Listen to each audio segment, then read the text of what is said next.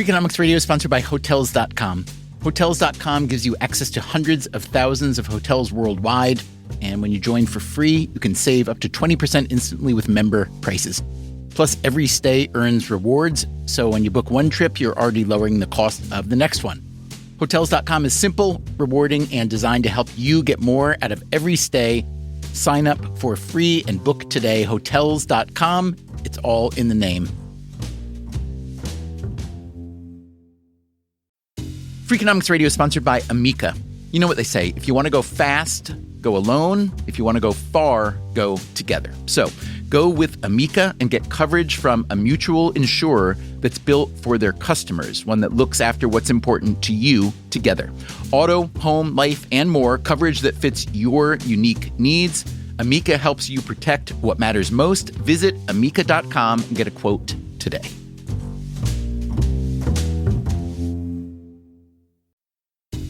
Freakonomics Radio is sponsored by Mint Mobile. Ditch overpriced wireless with Mint Mobile. Cut your wireless bill to $15 a month at mintmobile.com/freak. Upfront payment of $45 for 3 months, $90 for 6 months, or $180 for 12 months. Plan required, $15 per month equivalent. Taxes and fees extra, initial plan term only.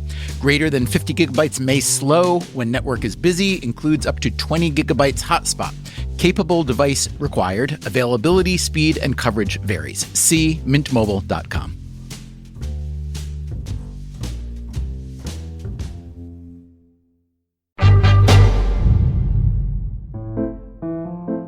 Hey there, it's Stephen Dubner. I'm sure you've heard people say that failure is a great teacher, but how? How does that work? What do we learn from failure that prevents more of the same? How do we not let fear of failure keep us from trying things? We tried to answer those questions and many more in a series we first published in 2023. I thought it was worth publishing again, so today you will hear part 1. We've updated facts and figures as necessary. As always, thanks for listening.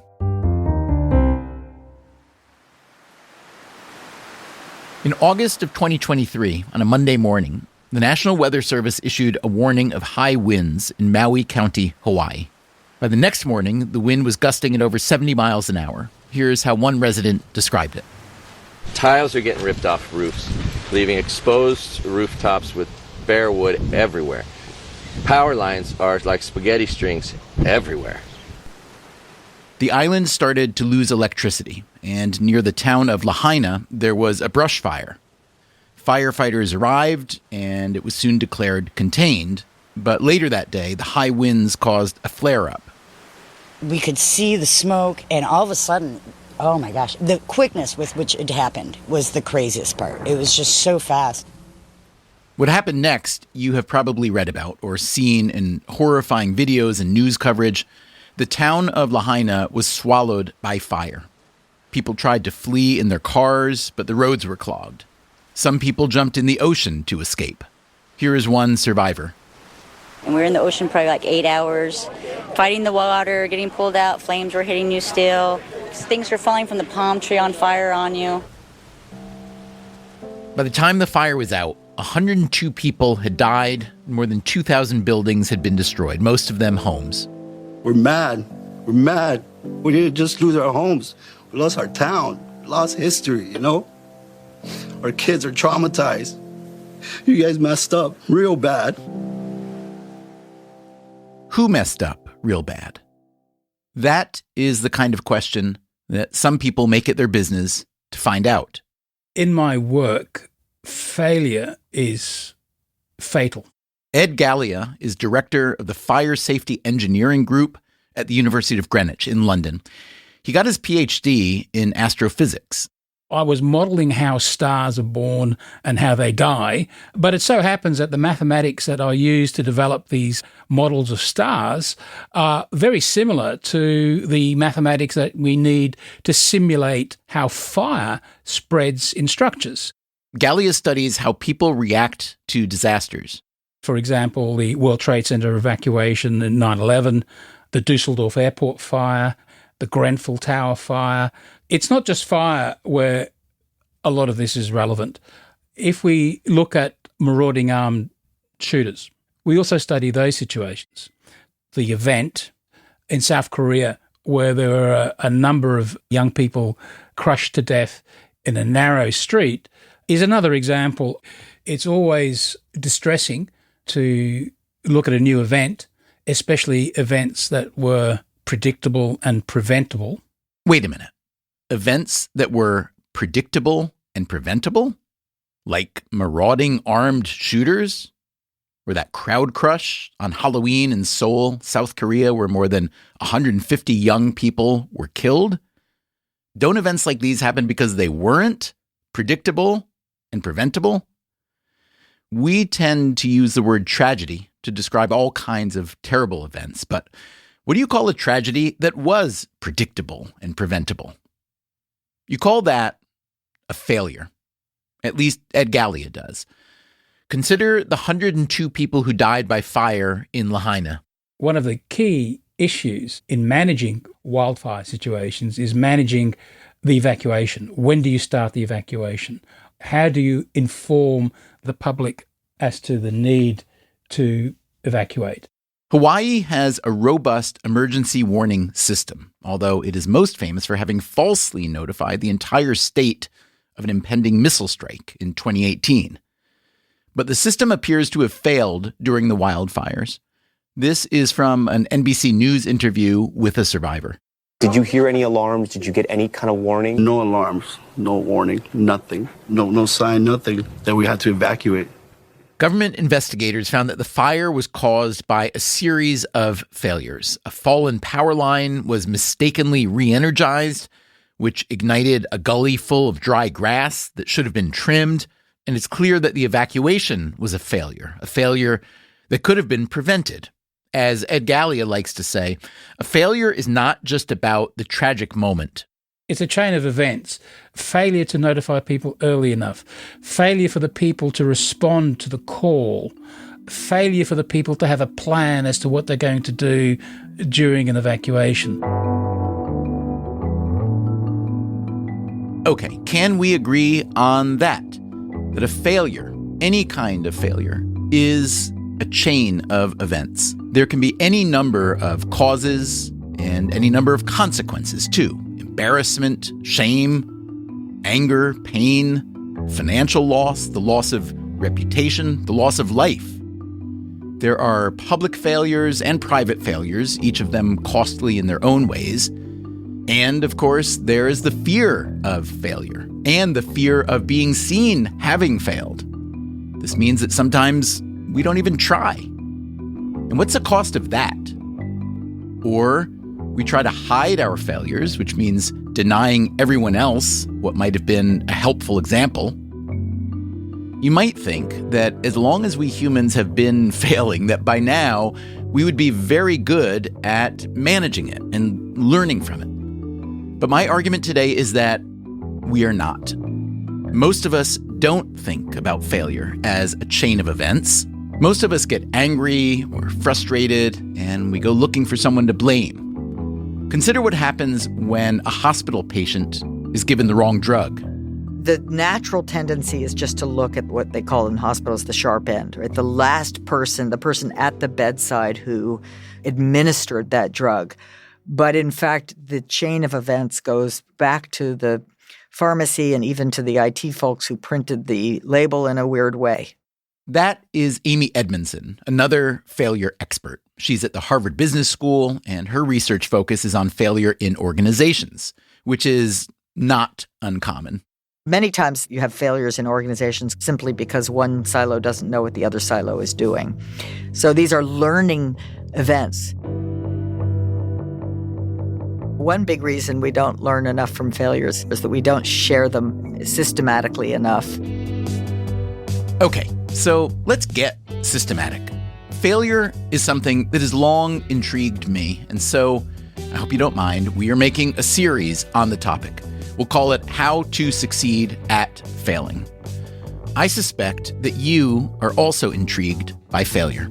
A while back, when we asked listeners to send us their failure stories, we got many replies. There were stories about failure in the business world. What happened to Enron? What happened to WeWork? We heard about failures of government policy. Detroit's failures are interesting because it's also a failure of planning. Failed relationships, of course. Well, I actually don't think that they're a failure, but that's for different Darwinian reasons.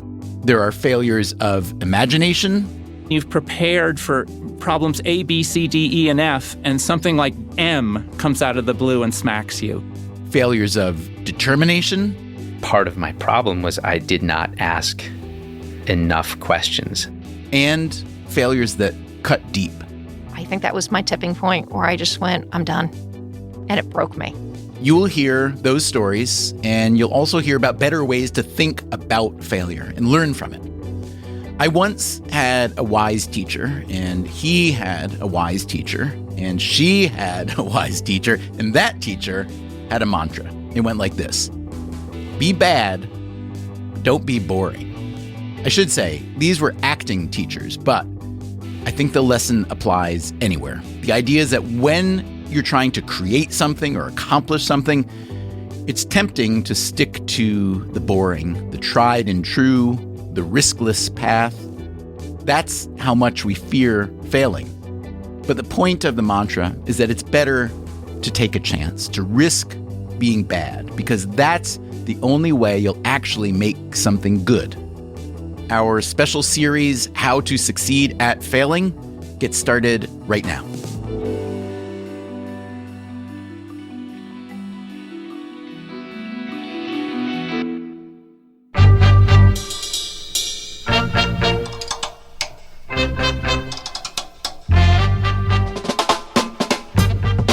This is Freakonomics Radio, the podcast that explores the hidden side of everything, with your host, Stephen Dubner.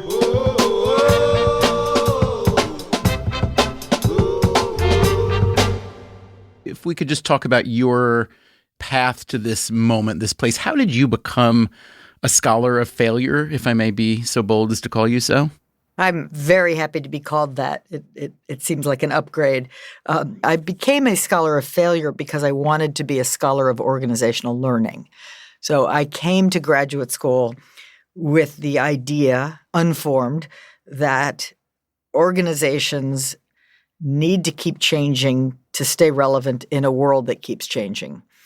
And they didn't seem to be very good at it. That, again, is the organizational psychologist Amy Edmondson. She recently published a book called Right Kind of Wrong: The Science of Failing Well. She understands this is a hard sell. I haven't met anyone who feels really good about failure, myself included. You have to force yourself to feel good about failure. And why do you think that is? I think it's our upbringing, right? By the time you're in elementary school, there's such a strong emphasis on getting the right answer or succeeding, not failing. And so we're not trained very well in the whole idea of uncertainty or novelty.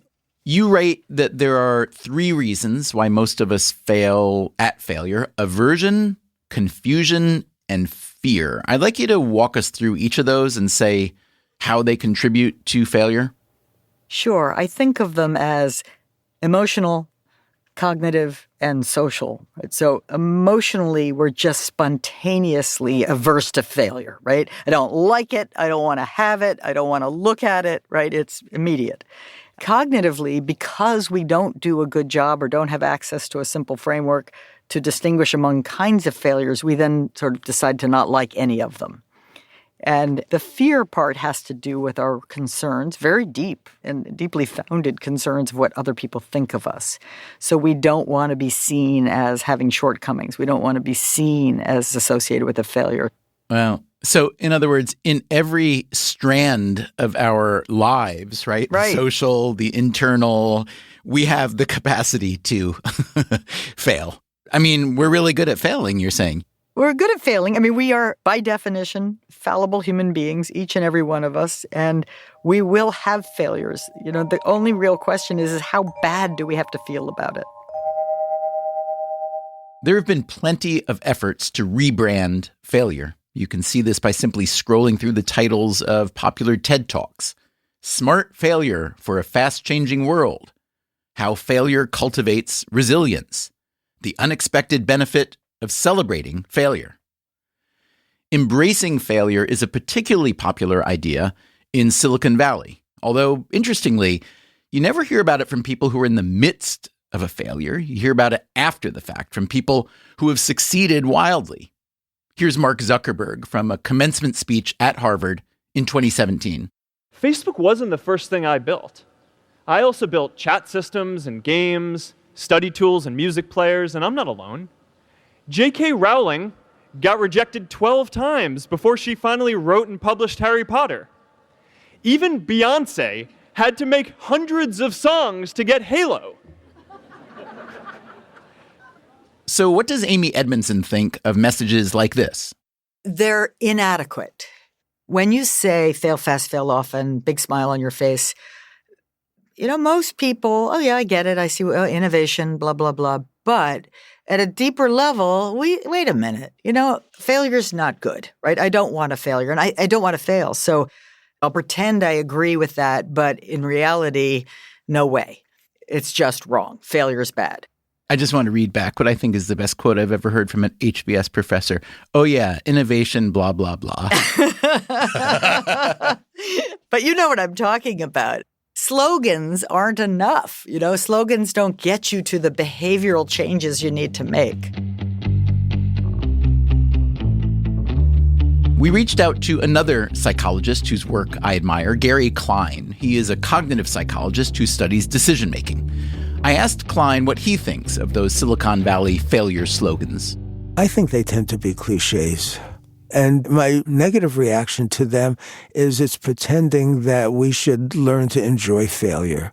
And I don't think we should enjoy failure. I think failure needs to burn on us. When I talk to people, I want to find out if they're experts. One of the things I ask them is, can you tell me about the last mistake you made? And some people, a surprising number of people say, I can't think of any mistakes. But the people I think are the real experts, they can tell you because those mistakes have been bothering them for the last couple of weeks. But many of the failures that I read about in the academic literature on leadership and management, most of them have a happy ending. We got through all that failure on the way to our great triumph.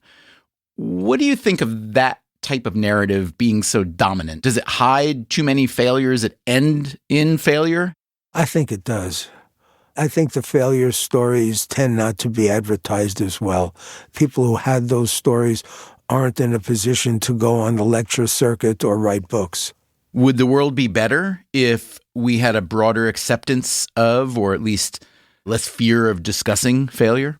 I think it would, but we don't want to discourage entrepreneurs from trying things out, even though the chances of success are so low. It's not a good gamble for the entrepreneurs, but it's good for our society. Let's step back for a minute and acknowledge this fact. The way we see failure has changed over the centuries. It also varies greatly across individuals and across cultures. The ancient Greeks, for instance, hated and feared failure, but they largely attributed it to the whims of the gods. The ancient Romans, meanwhile, attributed failure, particularly on the battlefield, to human error. Failure was considered shameful, often the grounds for suicide. And think about the Christian concept of original sin. You are born with failure in your soul. I asked Gary Klein for a modern definition of failure, at least his modern definition. Failure is an inability to accomplish important goals that you have set out for yourself. Okay, that's one definition, maybe a bit narrow. I asked Amy Edmondson for her take. I want to be broad. Let's start broad. Like a failure is something undesired that happens. And a failure-free life is not a possibility. One way to think about this is we will be failing. So let's do it joyfully. Let's do it thoughtfully and celebrate them appropriately. Okay, so we're starting to see why failure is tricky. Two failure experts, two very different definitions. There are people who say, we should learn to enjoy failure and use failure and not respond negatively to it. I don't agree with that. I think it needs to be a negative emotionally. The value of failure is it forces us to re-examine our assumptions and to revise our concepts of how things work or can fall apart. I've seen the argument that a lot of failure is hushed up because A, people are embarrassed or ashamed perhaps, but also B, they're eager to move on to something that's not a failure. And that hushing up can have a big downside, which is that people don't know what that failure was. The data aren't necessarily published or released, and therefore it can waste an awful lot of time by an awful lot of smart, motivated people if they don't know what path produced failure. What are your thoughts on that? I think that's exactly accurate, that in many organizations, people don't want to admit their own failures because it'll reflect poorly on them, and they don't want to call out their colleagues because that's going to disrupt the harmony. And so they avoid it, or they just find some ways to redirect the focus of the team in another direction so they don't have to confront how this failed and why it failed.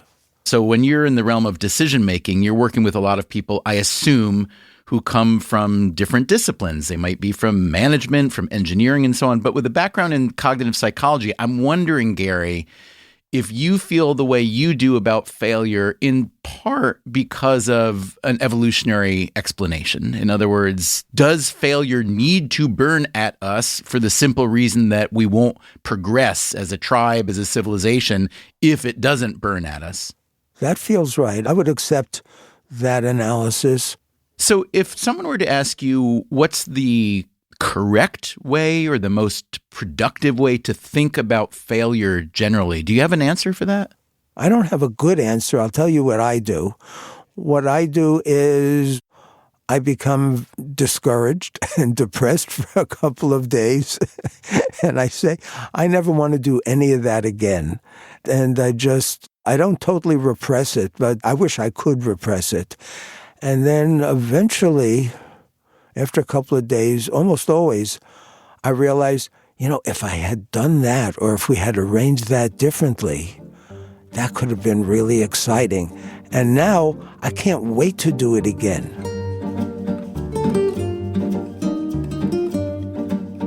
So that's how a couple of psychologists think about failure, especially personal failures and failure in organizations. Let's slide over to thinking about failures in the economy. How might an economist think about failure? I think it's extraordinarily important. John Van Reenen is a professor at the London School of Economics. He studies innovation, or as Amy Edmondson calls it, innovation blah, blah, blah. I think that when you do what we do in research, you recognize the fact that most ideas you have are not going to work. There's a risk of being paralyzed by that. But the way to approach that is to say, well, let's just, try them out. In a way, the whole market economy is like an experimentation machine. Loads of companies fail, but the ones who do come up with things which, people want to buy or come up with new ideas are the ones who can be successful. So I think that notion of embracing failure is very important. Van Reenen is particularly interested in failure because of a puzzle that economists are trying to solve. Why has there been, over the past couple decades, a decline in innovation and productivity in advanced economies like the UK and the US? If you look over the last 20, 25 years, the fraction of jobs in new firms has actually declined in the US. The degree of entrepreneurship has been going down. Van Reenen thinks this may have to do with a decreased appetite for risk. One of the reasons for people being risk averse is the worry about failure, because if you fail, it makes it look like maybe you were incompetent or doing the wrong thing. There is a set of mantras from Silicon Valley about fail fast and the success of failure and so on. But in most places in the world, people don't really believe in that. Failure is seen as an embarrassment, a shameful thing, a thing we don't talk about, and therefore a thing we don't learn about. So do you have any advice for changing mindsets about failure? Well, I think, yes. America is a bit like this compared to Europe. It's like, it's better to try and fail than never to have tried at all. So the rewards for actually trying something, even if it doesn't work out, that is part of a kind of cultural change, which I think is, very beneficial. I just want to make sure I understood that right. You are saying that America does lead the world in failure. In trying. And in success. I think that's probably true in failure and in success. Compared to, say, Europe, I think there's a much stronger emphasis on entrepreneurship. If you think of the bankruptcy laws, for example, a more generous approach in Chapter 11 to saying, if things went wrong, it's not necessarily your fault. In many parts of Europe, historically, it's like if you're bankrupt, you're not allowed to run another business for another 15 years. That reflects this feeling that it's always your fault if things went wrong. Are you saying that that relatively high rate of success is due in some part to a particularly American embrace or at least ability to withstand failure? I think it is. I think that's part of the historically greater levels of entrepreneurship in the United States and in Europe is related to that greater tolerance of if things go wrong, it's not such a great shame as it would be in Europe. And that creates more successes. I mean, you think about the superstar firms in the digital sector, the Googles, the Facebooks, and everything else. You don't see many of those in Europe or any parts of the world, maybe apart from China. So there is something about the culture of America. I've seen this having lived both in America and in Europe. There is a greater openness to trying new things out, even if, at the end of the day, they don't work out. Okay, to summarize John Van Reenen's economic view, the United States is a hotbed of failure, and that's a good thing. But he is talking about failed business ideas. How about failed relationships? I ended up finding that romantic love is an addiction. That's coming up after the break. I'm Stephen Dubner. This is Freakonomics Radio, and you are listening to How to Succeed at Failing.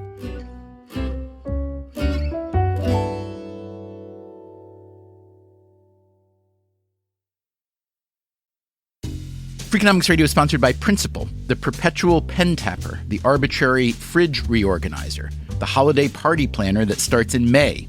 Principal knows that your star employees have their work quirks. Principal also knows how much those employees mean to your business. You need them. They need benefits. Work with Principal so they can help your team with a retirement and benefits plan that's right for them. Principal Life Insurance Company, Des Moines, Iowa. Freakonomics Radio is sponsored by LinkedIn Ads. Ever invested in something that didn't live up to the hype? Marketers know that feeling. They optimize for the numbers that look great, like impressions, but then they don't see revenue. LinkedIn has a word for that: bull spend. Instead, you can get the highest ROAS of major ad networks with LinkedIn. Cut the bull spend, advertise on LinkedIn. Spend $250 and get a $250 credit. Go to linkedin.com/Freakonomics. Terms apply. Freakonomics Radio is sponsored by PNC Bank. Boring, great word, bad rep. Yet time and time again here at Freakonomics, we find that when something culture-changing happens, boring things like calculations and careful planning are usually behind it. Which begs the question, why not apply it to other aspects of life, like banking, for example? Well, PNC Bank did since its inception, proving time and again that the best banking strategy isn't the exciting type, but the steady, reliable, definitely not YOLO type. PNC Bank, brilliantly boring since 1865. Brilliantly boring since 1865 is a registered mark of the PNC Financial Services Group, Inc. PNC Bank, National Association, member FDIC.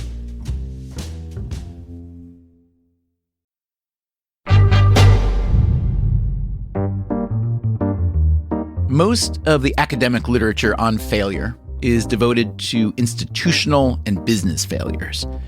And that makes sense. That's where the money is. But let's consider another kind of failure, one that is typically the province of poets and occasionally a brave academic researcher. Well, nobody gets out of love alive. We all know that, but we go on. That is Helen Fisher. I'm a biological anthropologist at the Kinsey Institute, and I write books on love. Fisher died in August of 2024, sometime after this interview took place. She had also been chief science advisor for the dating site Match.com. In the course of her research, Fisher learned a great deal about why people start relationships and what happens when they fail. People are going to break up for very different kinds of reasons, but the brain just knows that you've been abandoned. And of course, there's all kinds of cultural issues when you've been abandoned. I mean, you've lost some social ties. You might have lost the cat, the dog, even children, or your home, or economic stability, or your bicycle, or your car, or what you do on Christmas or Hanukkah, etc. I mean, your daily rituals are disrupted. A lot of people will regard it as a failure, and indeed, it is a failure for them. The most obvious failed relationship is a divorce, and divorce is plenty common, but that's only the beginning, or maybe the end. There was a wonderful study of teenagers in college, and Roy Baumeister and others, a psychologist, asked these kids, have you ever dumped somebody who really loved you? And 95% said yes. And then they asked, have you ever been dumped by somebody who you really loved? And 93% said yes. Now, these kids are in college. They got another 50 years of this roller coaster. Let's take another step back. As we think about how to succeed at failing, does it make sense to consider a failed relationship and a failed startup as the same species? Do personal and professional failures even belong on the same spectrum? Amy Edmondson, the organizational psychologist, says yes. Most, not all, but most professional failures have an element of the personal in them. It might be that we didn't put enough effort into it, or we missed signals that we probably should have been paying attention to, or we discounted someone else's perspective as less valid than our own. Most of the time, there is a personal or human, occasionally character contributor to the failure. So it's hard to separate the professional and the personal. That reminds me of something you wrote in your new book about trying to balance the life of a scholar and the life of a parent. Here, you wrote, I've missed important Little League games and disappointed both of my sons. The list goes on and on. How do you think about the causes and consequences of a failure like that versus an institutional or organizational failure? When you refer to personal life, that is one of those domains where there's no right answer. So when I say I very likely made many decisions not to be at a Little League game where I could have been there, largely because of work demands that seemed too important to not focus on. And then, what's the net result of that? It may not be, it may be some of it's bad, some of it's good. I mean, maybe my sons felt that I didn't care. Maybe they didn't become professional baseball players, which is true. That is factually true. Although statistically improbable anyway. Exactly. Statistically improbable anyway. And one thing I did, not by design, but inadvertently leave them with is a model of loving your work in a way that it's just engaging and you sort of can't stop thinking about it. So I don't feel too bad about that, but we might need to interview them to know for sure. For the degree to which you do feel bad, do you think it's more because you are a mother in America versus a father? No question about it. Some failures are objective. When the shuttle implodes upon re-entry into the Earth's atmosphere, that is a failure, and there's no disagreement about it. But failures in the personal realm or work-life balance realm are utterly subjective. We are societally very likely to see it differently based on gender, based on mother or father. And we know this, right? Something that is seen as a success, or successful or appropriate or positive behavior for a father can be coded very differently for a mother. When we asked listeners to submit their failure stories, one thing that jolted us was that probably 90% of the responses were from men. Ultimately, we went back with another call out for stories from women, right, because we just had so few. But it really made me wonder about how failure is perceived and perhaps discussed differently for men and women. We don't have what you would call scientific evidence. I have plenty of anecdotal evidence in the classroom and also a theory. Okay, let's have it. So this is the unequal license to fail. And that can make, and I think does make, women more risk-averse, in boardrooms and classrooms alike. In my classroom, I have noticed over the years that women are substantially less likely to raise their hand with a mediocre comment. They put their own threshold higher. I think of a classroom, and I try to convey this very clearly to my students, as a laboratory, right? As a place where here's where we can make mistakes so we don't make them out there. The whole point of a classroom is to take risks, to get things wrong along the way to getting them right. Now, I understand it is a very social context and they want to be seen well in the eyes of others, but consistently women act as if they're more risk averse. They don't raise their hand. And then they'll tell me that in my office too, that they don't want to raise their hand unless they know it's a really good comment. And men seem to be less inhibited. After the break, a more serious classroom failure, one of those chain of events tragedies. He had the gun in his backpack. I'm Stephen Dubner. This is Freakonomics Radio. We'll be right back.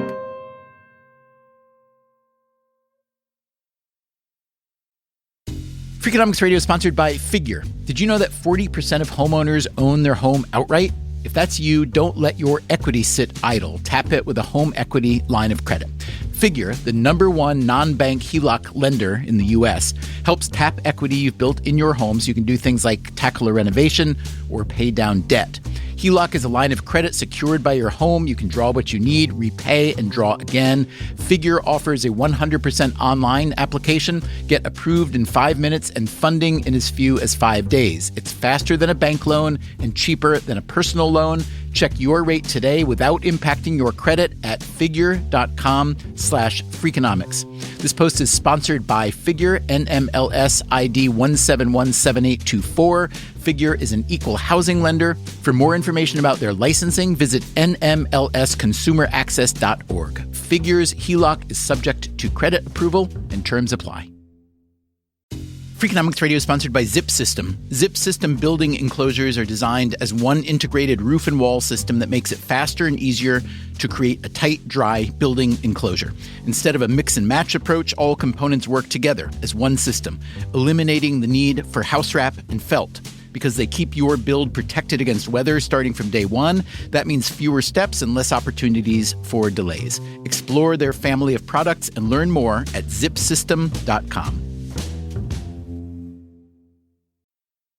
Freakonomics Radio is sponsored by Dell Technologies. When you're at work, you never know when you'll be interrupted. But with the Dell Pro powered by Intel Core Ultra with vPro, no matter what distracts you, your laptop won't. It's battery optimized for the way you work with built-in intelligence that quiets distractions when you need to focus. Your laptop will help keep you locked in even when it's bring your dog to work day. Built for those who stay in the flow, the Dell Pro, built for you. Dell.com/Dell-Pro.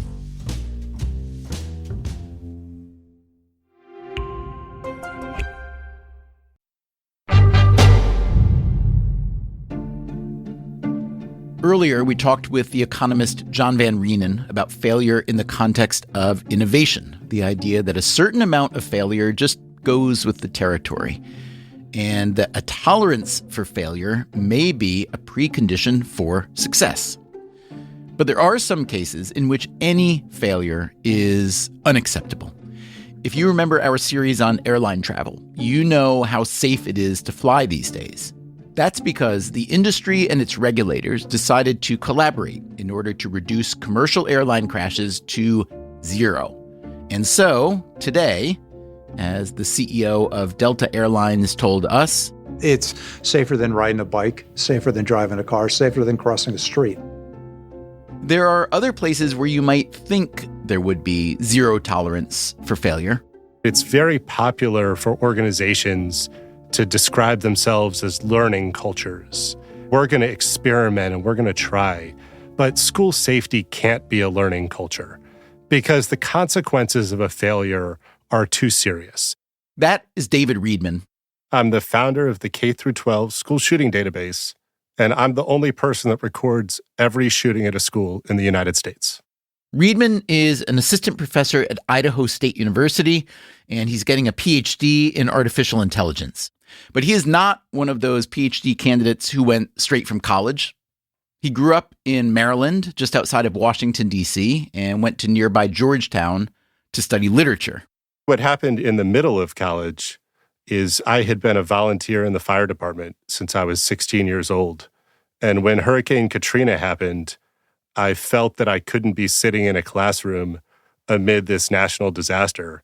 So I took a leave of absence and I began working as a reservist for FEMA. And I worked on disaster recovery and response on New Orleans. And that really started my career in emergency management, which then progressed into Homeland Security and intelligence. I worked in various roles on the contractor side in just about every capacity, from science and technology, through emergency planning, through intelligence analysis, monitoring watch centers. I'm really a Homeland Security generalist. If you had to sum up David Riedman's central motivation, it might be this: protecting innocent people from terrible things. And ultimately, that led me to the Naval Postgraduate School, where this school shooting database project started. Riedman runs the school shooting database out of his guest bedroom. He has recorded every school shooting in the U.S. since 1966, more than 3,000 incidents and 1,000 deaths. The database is not just a date and a link. Each incident is carefully set up with standardized continuous or categorical variables. There are more than 200 different variables about the who, what, where, when, and how, but also information about the location, about the situation, the shooter, the victims, the weapons used, and then lots of pieces that add extra context within the school day. Where in the school building did it occur? During what period of the school day? Morning classes, lunch. Why does Riedman care about all these details? This goes back to what Ed Gallia, the astrophysicist turned disaster scholar, told us, that most tragedies come at the end of a chain of events. For David Riedman, assembling that chain takes a lot of time. Oh, easily 40 hours a week. I get about 30 Google alerts every morning at 7 a.m. And the first 90 minutes to 2 hours of my day are going through those Google alerts and updating the database, transferring narrative data from a news report into relational database data that's coded in all of these ways that can easily be sorted and filtered for just about any research question is a time-consuming process and something that is not easily automatable. David, you sent us an email a while back. It said the causal chain leading up to a school shooting has dozens of events, and every single one of them needs to be a failure for the shooting to occur. Any single success would break the chain and prevent the shooting from happening. That sounds to me like both an empirical argument and almost a philosophical argument. Can you unpack that for me? What do you mean by that? I think that it's both empirical, based on looking at now thousands of incidents, and philosophical, because, as you said, leading up to that shooting, there's this causal chain of actions. And with each one of those actions, there's either a right or a wrong decision that can be made. And one right decision is going to break that chain. I think an incident that really highlights this is the Oxford High School shooting in November 2021. This is in Michigan, Oxford Township, Michigan? In Michigan, yes. There were 4 students killed, 7 wounded. But leading up to this attack, just 4 days prior, the parents bought the 15-year-old shooter a gun, and he posted pictures with it online. And then the day prior to the attack, he was caught Googling bullets. His teacher saw this and made a report of it. So everyone should have been on high alert. Students were on high alert because there were rumors circulating of a school shooting. You get to the morning of the shooting. He's taking a test, and on the test, he draws a picture of himself committing a school shooting.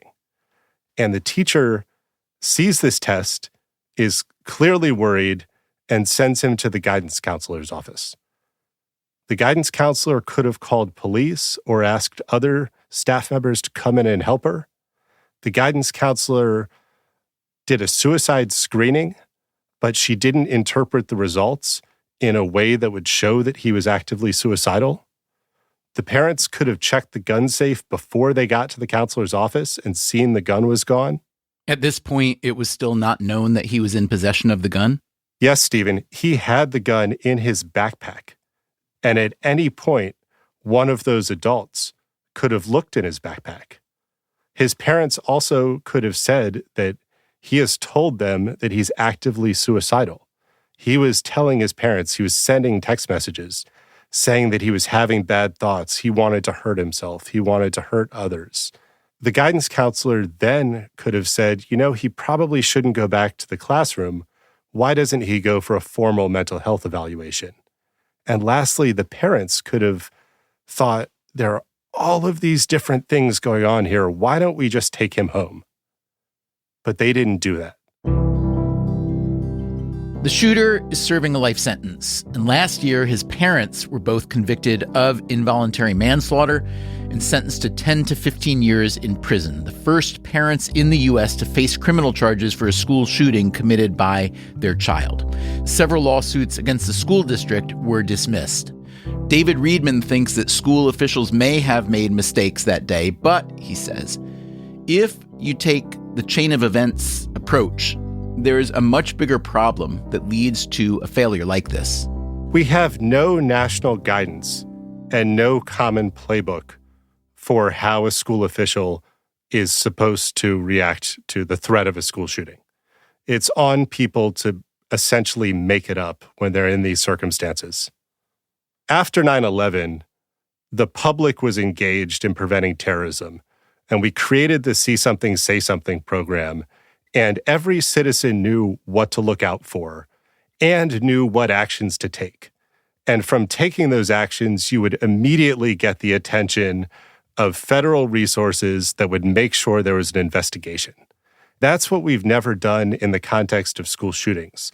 We tell people to look for red flags, but we haven't given clear action to take. And even if that action is taken, there's nothing to make sure that that information doesn't fall through the cracks. There's a multi-billion-dollar school security industry.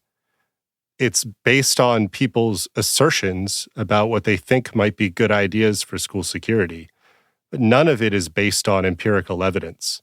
Even the procedures of run, hide, fight are not rooted in any empirical study.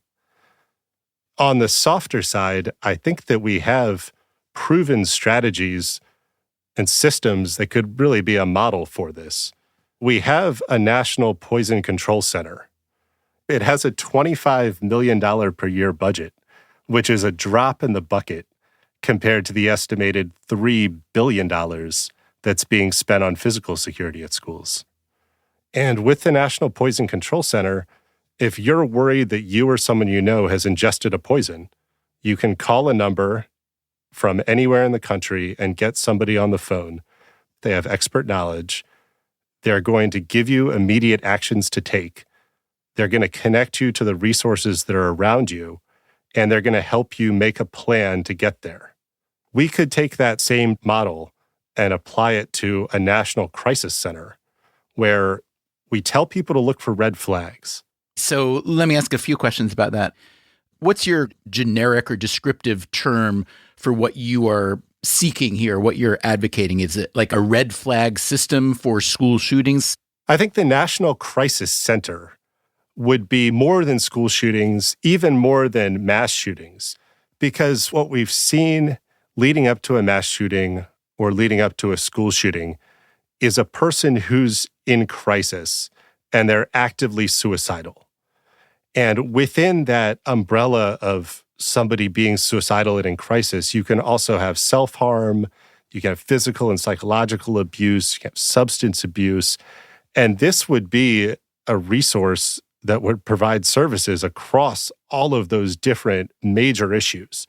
A one-stop resource where somebody who is concerned that they're seeing the red flags in a friend or classmate or coworker can go and get assistance, and get a plan of action. That is paired with investment in community crisis intervention training, as well as violence interruption programs, because we know that community violence interruption programs have been successful to prevent shootings. Isn't it a little bit shocking that there have been so many school shootings and something like this hasn't happened yet? It is. Really, the biggest objection is the thought that if there's a tip line and red flag laws, that will lead to guns being taken away from somebody. That if you have a widely available system of reporting, that somebody who is an innocent gun owner will have an anonymous report made against them and then have their guns seized. And how would you respond to that critique? What would you put in place to prevent that? I think that that's a very difficult policy question to answer, because it comes down to the philosophical point of, do you care about the public good or do you care about your individual freedoms? And I try to look at history and look at the context for these events. And following Ruby Ridge and Waco and Oklahoma City, we put very significant restrictions on who is allowed to buy explosives. But I fear that this is an issue that's far too polarized. And I get death threats just for reporting school shootings. Can you describe one? Oh, yeah. I get emails that say, we're going to find you and you'll be eviscerated in front of your family. So, it's a very careful path that one has to walk. And I really try to objectively report a problem that is in every community and every part of the country over now a 60-year period of modern history. And I do that in really an objective manner that can be studied for just about any research purposes. I'm also extraordinarily hopeful because far more shootings are averted than attacks that happen. Reedman mentioned one shooting that was averted at a high school in Ohio in 2023. A student walked into the bathroom and he found a bullet that was sitting upright on the toilet seat. And he knew that something was wrong. So he went and he found the school resource officer, the vice principal, the principal, and a teacher, and told all of them there's a problem because he wanted to make sure that he was heard. And they took him seriously.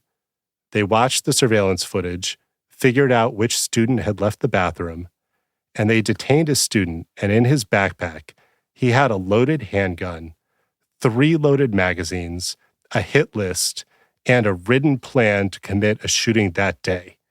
And that is because these mass shootings and these school shootings are public suicides. And somebody is going to cry for help until the moment right before the attack. And that bullet was left there, hoping somebody would find it. And that's the opportunity that we have. If somebody knows what to do and has someone to talk to, we can prevent almost every one of these attacks. Reedman has collaborated with other academic researchers, including Jill Peterson and James Densley, co-founders of the Violence Prevention Project Research Center. In 2021, they published a book called The Violence Project: How to Stop a Mass Shooting Epidemic.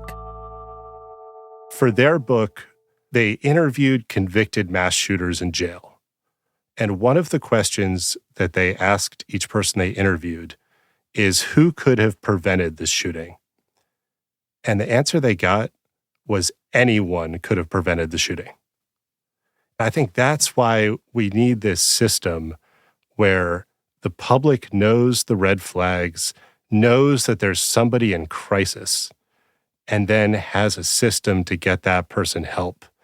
There's a gentleman named Aaron Stark, and he did a TED Talk about when he plotted a school shooting when he was in high school. He was a victim of serious abuse at home, and he thought that this school shooting would be something that would finally really get back at his parents. He had bought the gun and he had the plan, and there was one classmate who reached out to him and said, "Why don't you come over to my house and have some lunch and let me get you a clean shirt?" And that one act of kindness showed him that his life had value, and he never committed that shooting. We reached out to Aaron Stark to see if he would give his recollections. Absolutely. My name is Aaron Stark, and I am currently an assistant manager at Come and Go here in Denver, Colorado. Since we first spoke with Stark, he has left Come and Go and now works as a head cashier at Lowe's. I have a wife and 4 kids, and I'm also a public speaker who flies around the country talking because when I was a teenager, I used to be a school shooter. So what was Stark thinking at the time? I was going to cause as much damage as possible, kill as many people as possible, including myself. But the actual targets, I wanted to make my parents deal with making me. I wanted to make them deal with creating a monster. And what kind of lessons does Aaron Stark think we should take from his story? I would say the biggest lessons from my story are to remember that up until the point that the kid actually pulls the trigger, that he can be helped, that he can be reached, that is a kid that is falling down a path of destruction. He hasn't reached the end yet. And until you reach the end, you can still be pulled off of it. And that the biggest thing that helped me was simple human compassion, simple connection. It wasn't someone coming to me with a program and someone coming to me with this project. It was a friend sitting down next to me and treating me like I was a human. I was covered in dirt and blood and nastiness and chaos, and he still treated me like I was a kid. And that to me is the important thing we need to do. The failure that happens is trying to mitigate the after effects and trying to stop the damage afterwards and trying to put in all these Band-Aids to try to make the adults feel better.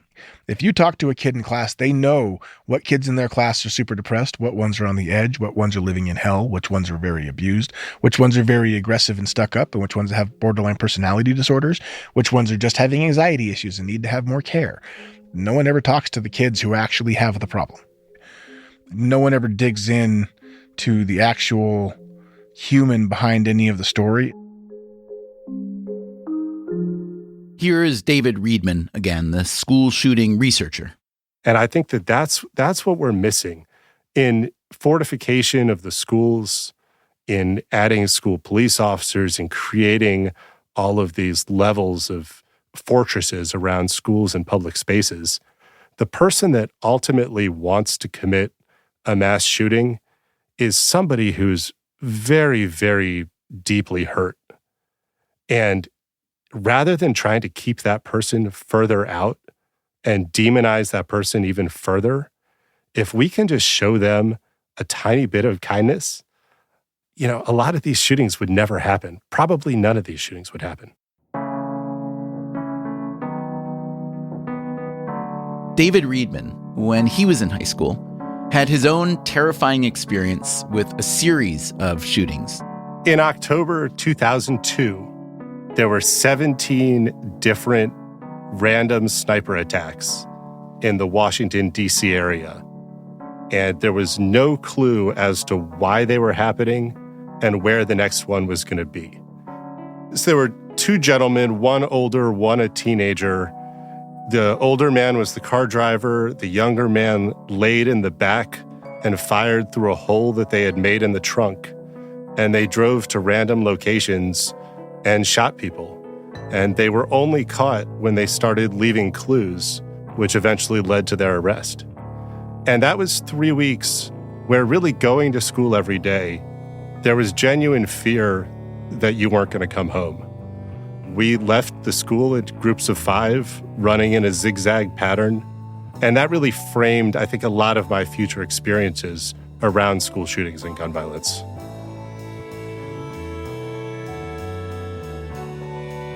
If you look at the long arc of David Riedman's career as someone who wants to protect innocent people from terrible things, you see that it, too, was a long chain of events. The fear that fueled him in high school, the fear of tragedy, has driven him to prevent as many tragedies as he can.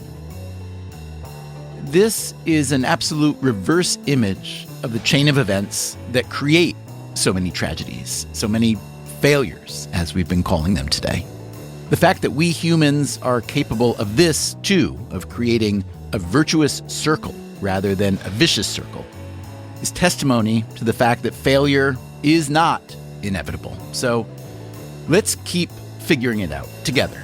Next week, in part 2 of How to Succeed at Failing, I just went from the blameworthy end all the way over to the praiseworthy end. What if we could think of failure as a spectrum? Also, a Nobel Prize was just awarded for a scientific triumph that, for decades, had been considered a failure. Research on messenger RNA itself started in 1961. That's next time on the show. Until then, take care of yourself, and if you can, someone else too.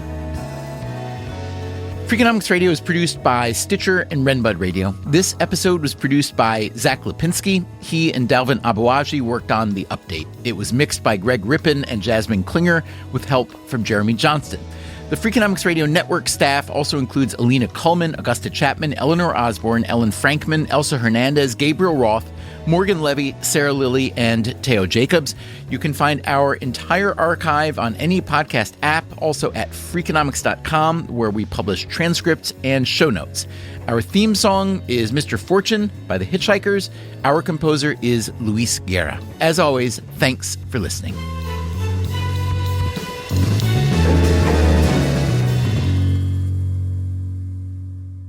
I meant to prepare a great deal more than I have. Uh-oh. I guess I've been preparing 30 years, so.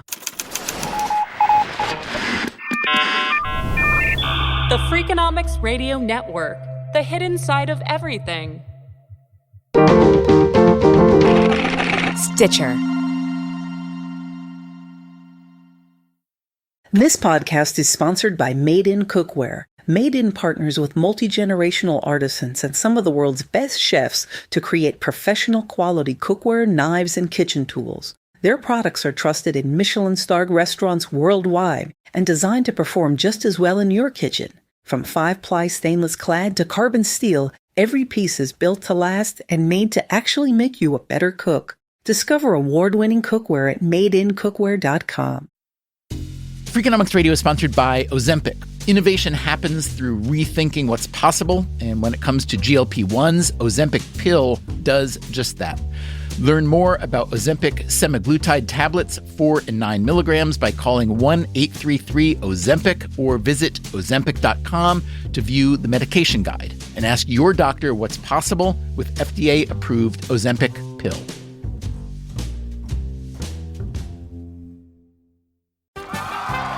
Welcome back to Should I See a Doctor?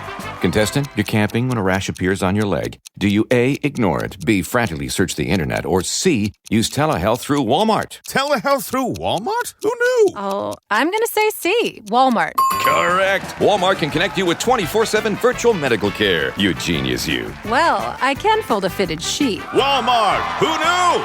Telehealth services offered by third-party providers. Restrictions and fees may apply.